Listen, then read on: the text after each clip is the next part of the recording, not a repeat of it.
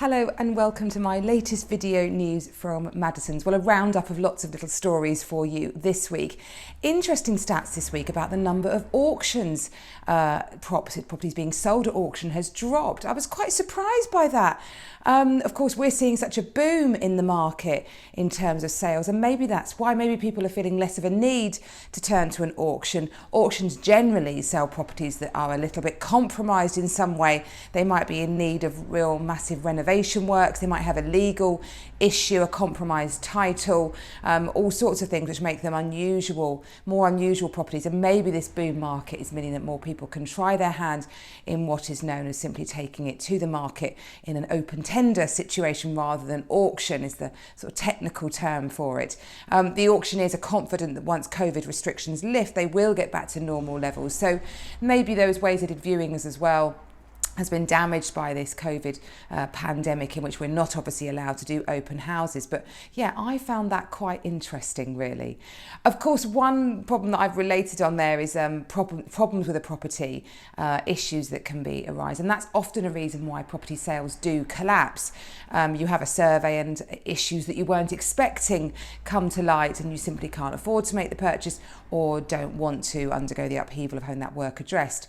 Well, the Residential Property Surveyors Association have launched a new service called the Home Review, and it's basically where the buyer pays for a high-level survey to identify any major issues. So it's not going to be as in-depth as a full survey, but we'll look at things like subsidence, the roof going, damp, timber rot, infestation problems with the drains, because it is often quite harsh that a buyer invests in that property. An average survey costs £1,000, and if they then find something that they don't like, then they have all the problems of losing that money and having to withdraw from the sale. So it is a bit unfair. And of course, here we work on the basis of caveat emptor, buyer beware.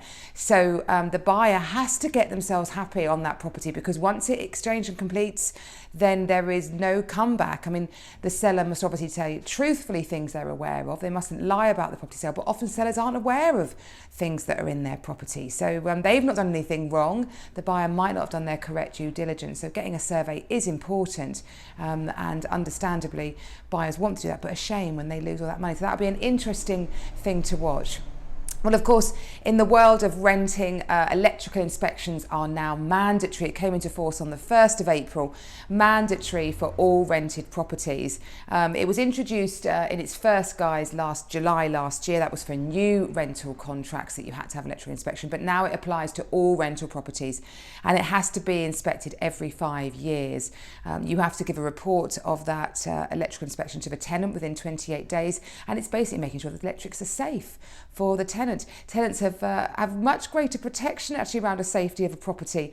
For a while now, they've had to have what's called a gas safe, so checking that all the gas appliances are safe. And now the electrics are brought into line as well. And of course, that's not the case when you own your own property.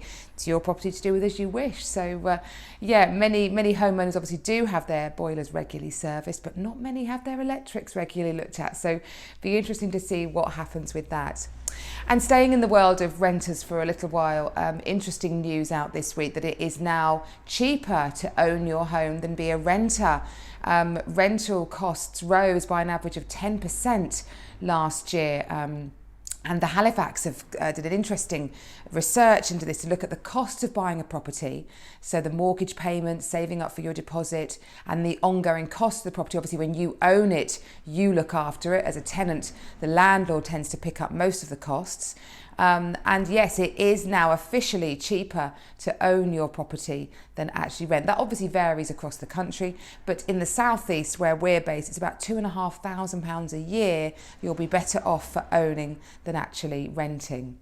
And the final snippet of news that came in with effect from the 31st of March was if any overseas resident now purchases a UK property, they pay a 2% surcharge on their stamp duty. Of course, there's enormous stamp duty holiday savings at the moment.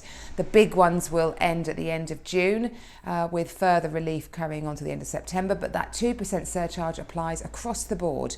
So overseas residents would get that stamp duty saving up to the end of June, but they'd have to pay that 2% extra in any event. So worthwhile doing your calculations if you're thinking of buying a property here. There are exceptions. If you come back and live in the country for a certain period of time, you can get a refund of it, but do check out the rules and speak to your tax advisor. Well, finally, just two lovely properties that I've launched here right in the heart of the town. One in the village area of Tunbridge Wells, coveted Claremont Catchment School. It's at the end of a lovely no-through road. A beautiful semi-detached property, 5 bedrooms, really stunningly presented, and a really great garden for the area, good garden size. That's going on at a guide of 1.25 million. And in the St John's Quarter, a really lovely garden flat. I love this one. It's going on at a guide price of 450,000. It's presented beautifully as well, and what I love about it, it feels like its own little separate residence. You've got your own private entrance, your own private garden, and it feels very, very secluded and private. So if either of those of interest, give us a call. I hope you have a great week, and I look forward to seeing you next week. Bye bye.